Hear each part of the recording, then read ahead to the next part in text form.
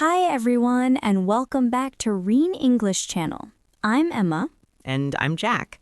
Today's topic is one that so many English learners ask about, how to think and speak in English. But before we start, don't forget to subscribe our channel for more videos. Yes, it's such a common question. People can read and write pretty well, but when it comes to speaking, their mind just freezes. Exactly. It's like the brain switches back to their first language right before they say something. Right. So today we're going to talk about how to train your brain to think directly in English. So, Emma, why do you think it's so hard for people to think in English? I think it's because most of us learned English by translating. We were taught to think in our own language first, then translate into English. Yes, and that slows down the brain. When you translate, your thoughts get stuck between two languages. Exactly. Instead of thinking apple, you think the word in more language and then translate it. That delay makes speaking stressful. So the first step is to break that translation habit. Right, it's like teaching your brain a new pattern to go straight to English. And it doesn't happen overnight. It's a process. Totally. You need daily practice and small steps. So what's one way people can start thinking in English? I'd say surround yourself with English. Make your environment full of it. Like changing your phone or computer language to English. Exactly. It's small, but it helps you see English words all the time. And also, listen to English as much as you can. Podcasts, YouTube, movies. Right. The more you hear it, the more your brain starts to think that way. I used to watch TV shows in English with subtitles. After a while, I could predict what characters would say next. That's a good sign. It means your brain is thinking in English. Yes! And I think learners should talk to themselves in English. Oh, absolutely. It sounds strange, but it really works. For example, when you're cooking, describe what you're doing. I'm cutting the vegetables. Now I'm boiling the water. That's great practice. You're training your brain to think and speak at the same time. Let's talk about internal dialogue. That voice in your head. Oh, yes. Everyone has that inner voice that talks all day. The trick is to make that voice speak in English. Exactly. Even if you make mistakes, it doesn't matter. You can start with simple things. When you wake up, think, I'm so tired today. I need coffee. Yes. Or what should I wear today?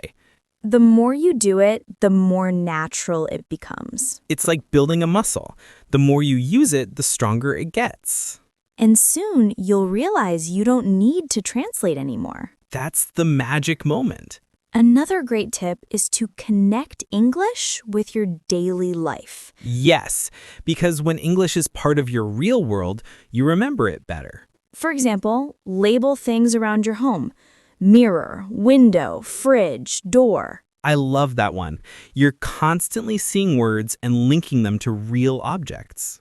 Exactly. It's a form of visual thinking in English. And also, try keeping a daily journal. Just write about your day in English. Yes, even short entries help. Like, I woke up early today, or I met my friend for coffee. That's perfect practice for both thinking and writing. And it's low pressure. You're not performing for anyone. Right. You're doing it just for yourself. Let's be honest. One big reason people don't speak is fear. Yes, fear of making mistakes, fear of judgment. But that fear actually blocks fluency. It does. When you overthink, your brain freezes. The truth is, native speakers don't care about your mistakes. They care about your message. Exactly. Communication is more important than perfection. I always tell my students, be brave, not perfect. That's powerful. And once you stop worrying, speaking becomes natural. Absolutely. You stop trying to speak English and start living it. That's when fluency really begins. So, Jack, what does it mean to think like a native speaker? I think it means understanding ideas in English, not just words. Yes, it's about culture, tone, and mindset. For example, English speakers often think in short, simple sentences. Right, so instead of thinking, it is necessary for me to go to the store, you think, I need to go to the store. That's more natural. The more you expose yourself to real English, movies, conversations, the more you'll start to feel the language. And that feeling is key.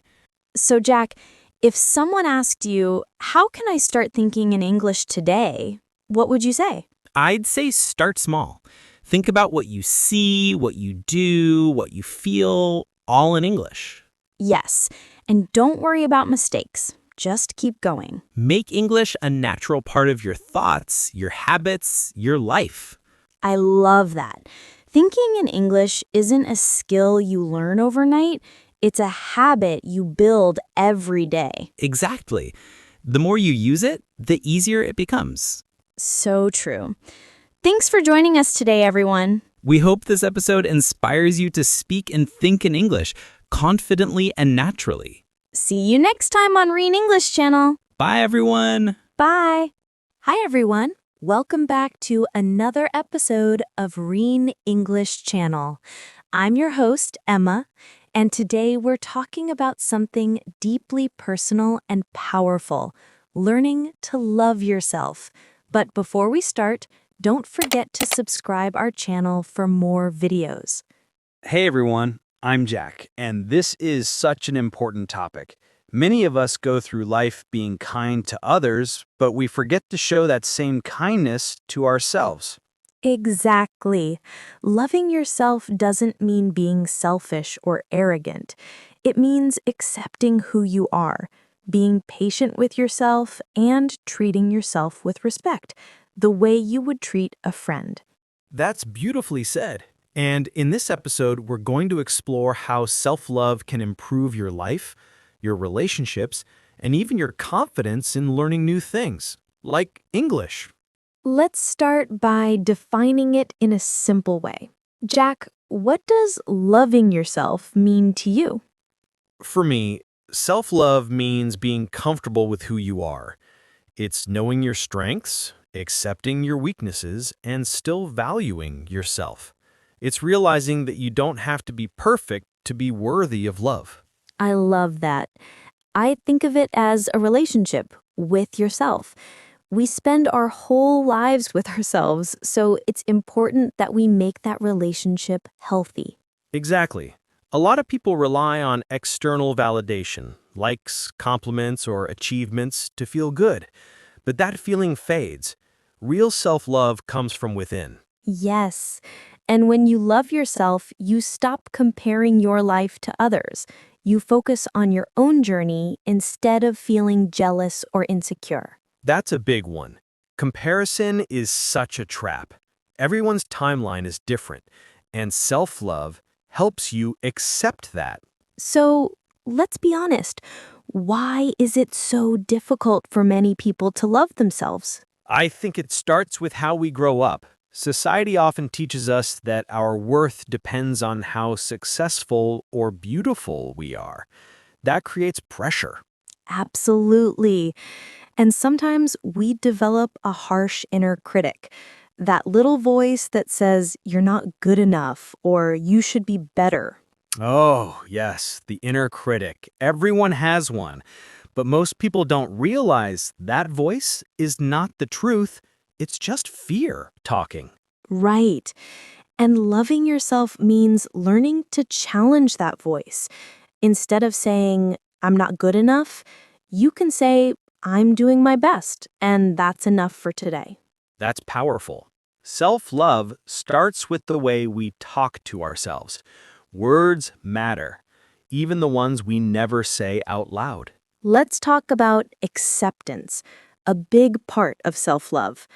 How can we accept ourselves when we see so many things we want to change? That's a great question. Acceptance doesn't mean you stop growing. It means you recognize your current self without judgment. You can love yourself and still want to improve. Exactly.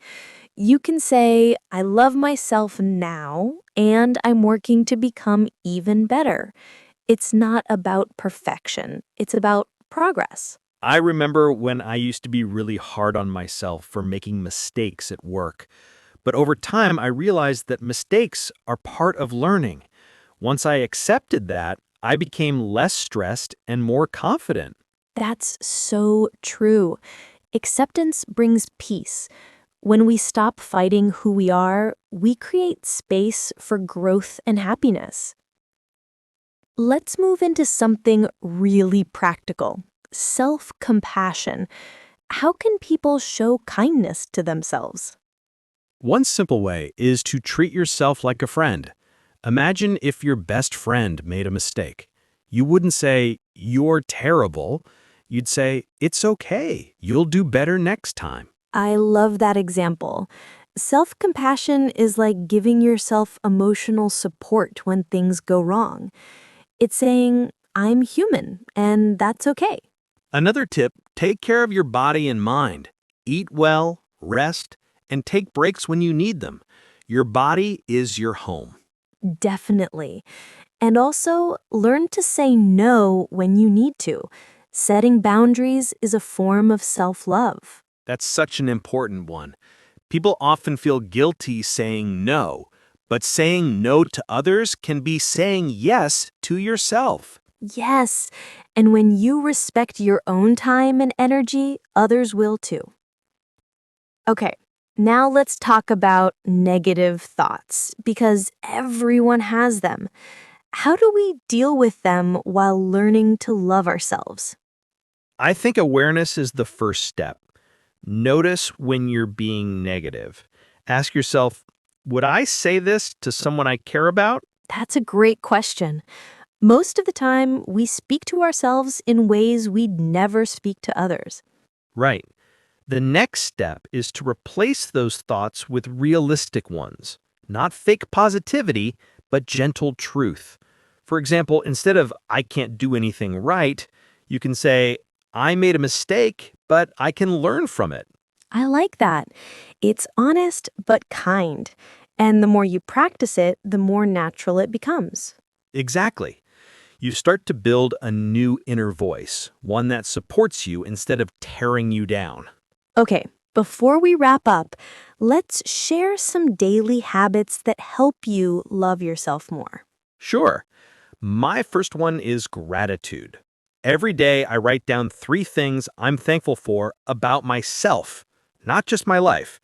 It reminds me that I'm enough. That's beautiful. I like doing mirror affirmations. I look at myself in the mirror and say something kind, even if it feels awkward. Over time, it starts to feel natural. That's awesome. I also recommend spending time alone, doing things you enjoy. It helps you reconnect with who you are. Yes. And one of the most loving things you can do is forgive yourself. We all make mistakes, but holding on to guilt doesn't help anyone. Absolutely. Letting go is freedom. Loving yourself means giving yourself permission to be imperfect. That's such a perfect way to end. To everyone listening, remember, you are enough just as you are. Be kind, be patient, and love yourself the way you deserve. Well said, Emma. Thanks for listening, everyone. Take care of yourself and keep growing, learning, and loving who you are. See you in the next episode.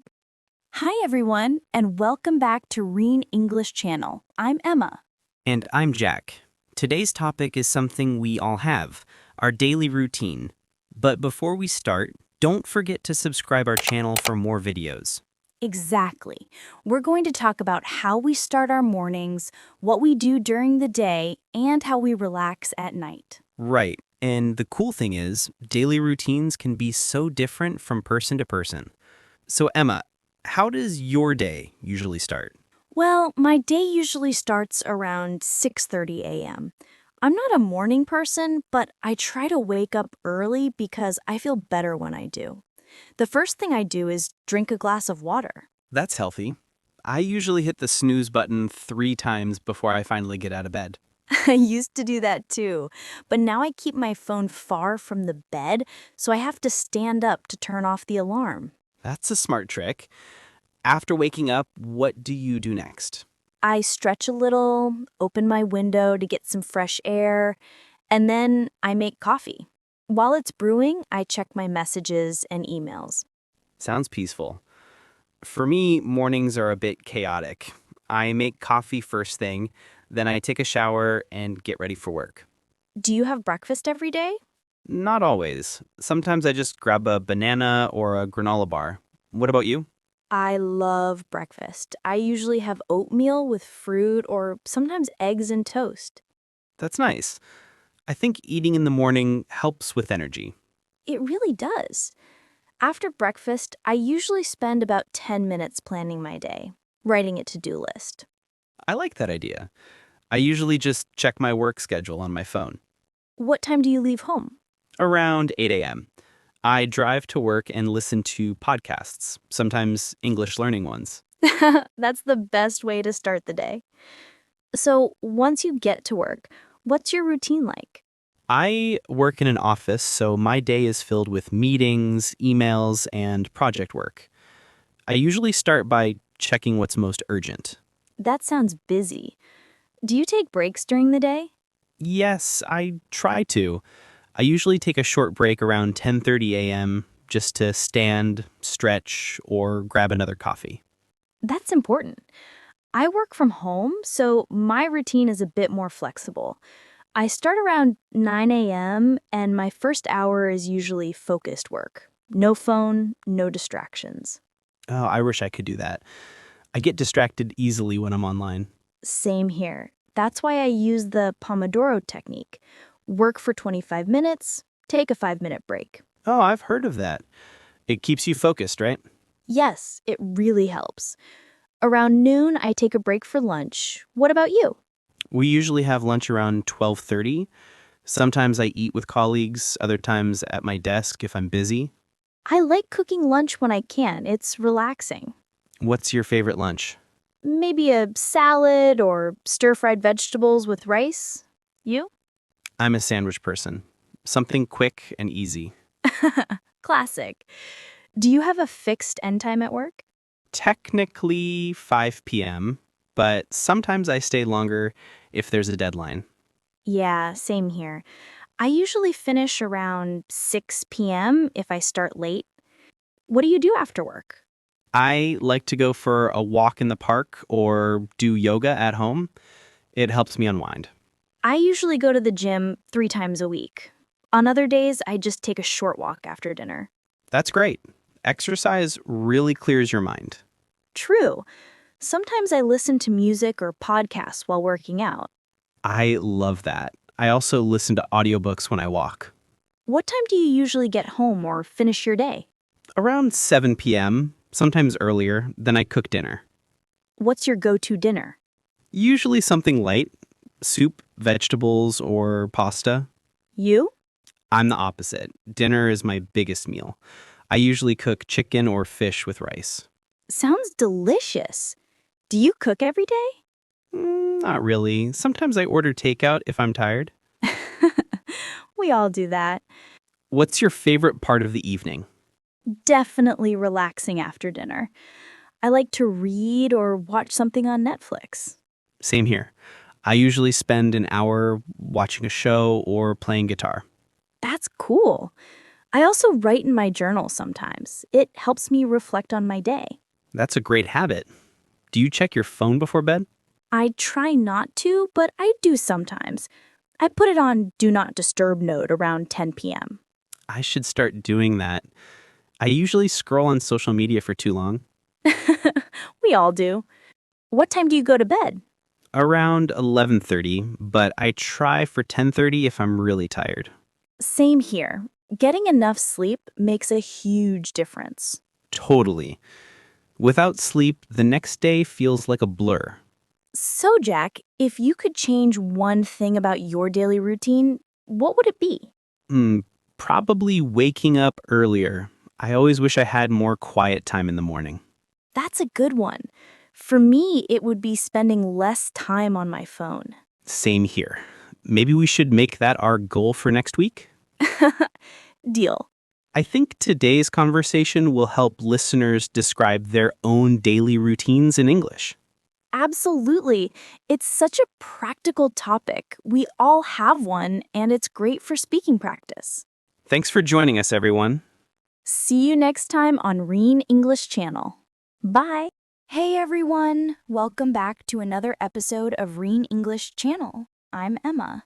And I'm Jack. Today we're going to talk about something that sounds simple, but it's actually really hard for most of us. Living a day without our phones. But before we start, don't forget to subscribe our channel for more videos. Oh yes, just the thought of not checking messages or social media for 24 hours sounds impossible for many people. Totally. Our phones have become part of our hands. But what if we had to spend an entire day without them? What would that day look like? That's what we're going to explore today. We'll talk about what happens when we disconnect, the good, the bad, and maybe the surprising. So Emma, have you ever tried going a whole day without your phone?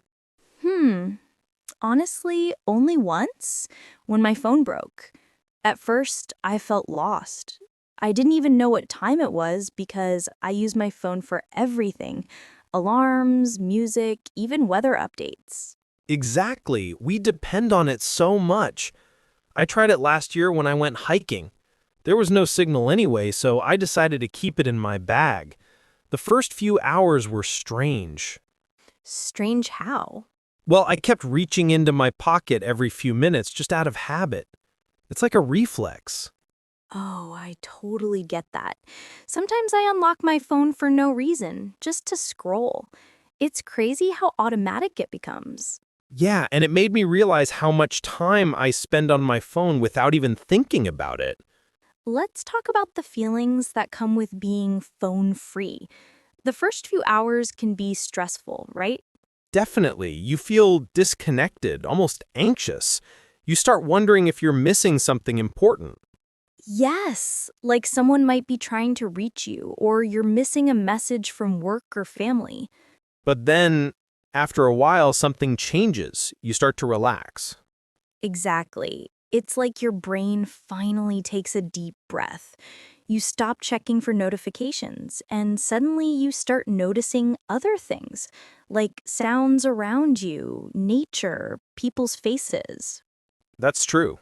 I remember sitting outside during that hike, just listening to birds.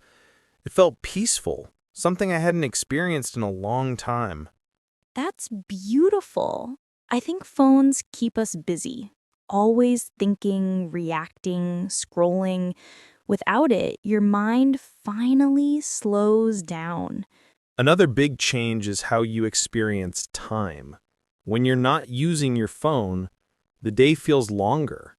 Yes, you suddenly realize how many hours there are in a day. Usually we lose time scrolling through videos or chatting. Right. Without a phone, I ended up doing more meaningful things. I cooked, read a book, even went for a long walk. Oh, that sounds so nice. I remember when I had no phone, I started writing in a notebook again, something I hadn't done in years. That's amazing. It's funny how a simple break from technology can reconnect you with old hobbies. Yes, and it's not just about time, it's also about focus, too. Without my phone, I could concentrate better. Exactly. You're not constantly distracted, no buzzing, no notifications, no temptation to check messages. Let's talk about the social side. How does not using a phone affect our relationships for a day? Oh, that's interesting. I think we actually connect better with people around us when we're not staring at a screen. Definitely. I remember having dinner with friends once, and we all agreed to put our phones away. It was one of the best conversations we'd had in a long time. Yeah, it feels more real. You listen more, you laugh more. There's no distraction. True, but at the same time, being without a phone can make you feel left out if everyone else is online. That's a good point. It's like the world keeps moving and you're temporarily out of the loop. Exactly. It shows how connected we've become to our digital world. Maybe too connected. Okay, let's be honest. What's the hardest part about spending a day without your phone? I'd say not being able to take pictures. I love capturing moments, and without my phone, I felt like I couldn't save memories. That's true. Also, no GPS. I get lost easily, so not having a map on my phone can be scary. Oh, same here. And also no music. I realized how much I rely on my phone to listen to songs or podcasts. Right, silence can be uncomfortable at first, but then again, it teaches you to enjoy quiet moments. Yes, it's like learning to be okay with just being present. I agree, but for most people, the hardest part is boredom. Phones fill every empty second, waiting in line, sitting in traffic, before bed. That's true. Without it, you're forced to face your thoughts, and that can be uncomfortable, but also enlightening. After going through a phone-free day, what did you learn, Jack? I learned that I don't need my phone as much as I thought I did. It's useful, yes, but not essential every minute. That's a good takeaway. For me, I learned that silence and stillness can be beautiful. I don't always have to be connected. And it also made me realize how much time I spend on things that don't matter, endless scrolling or checking messages that don't add value. Same here. After that experience, I started setting limits on my phone use. I turn off notifications and put my phone away when I'm working or eating. That's smart. I try to have no phone mornings. I spend the first hour of my day without checking my phone. It makes a big difference. Oh, I like that idea. Maybe we should all try that. Just 1 hour of peace every day. So, after all this, would you recommend everyone try a day without their phone? Absolutely. It's uncomfortable at first, but by the end of the day, you feel calmer, clearer, and more connected to the real world. I agree. It's like pressing the reset button for your brain. Exactly. We don't need to give up our phones completely, just use them more mindfully. Well said. So, to all our listeners, we challenge you. Try spending one day without your phone. You might be surprised by what you discover. Thanks for joining us today, everyone. Don't forget to take care of yourself, and remember, sometimes disconnecting is the best way to reconnect. See you next time on Reen English Channel.